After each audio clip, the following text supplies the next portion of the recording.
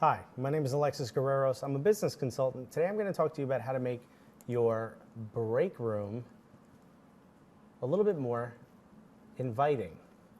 Now, I've been to a lot of different businesses and I've been in a lot of different break rooms, and one thing to consider, it shouldn't just be a room with chairs and maybe a water machine.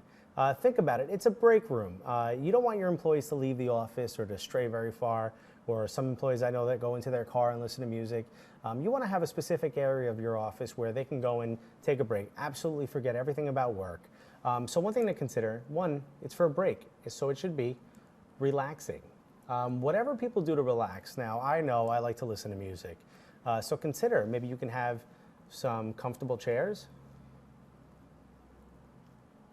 or maybe a couple couches to mimic when they're at home listening to music. How about some charge stations? I mean, if they're listening or taking public transportation and they're listening to music on the way to the office, maybe their MP3 players are starting to lose charge, or maybe some of their tablets don't have as much charge, so give them an area to charge those appliances. Something else to consider is do something fun.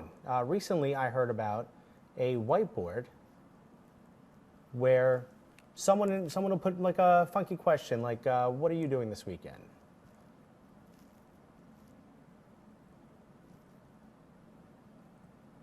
And give everyone the opportunity to just write something up, gives them something to think about, something to take their mind off of maybe the pile of work or pile of information sitting on their desk.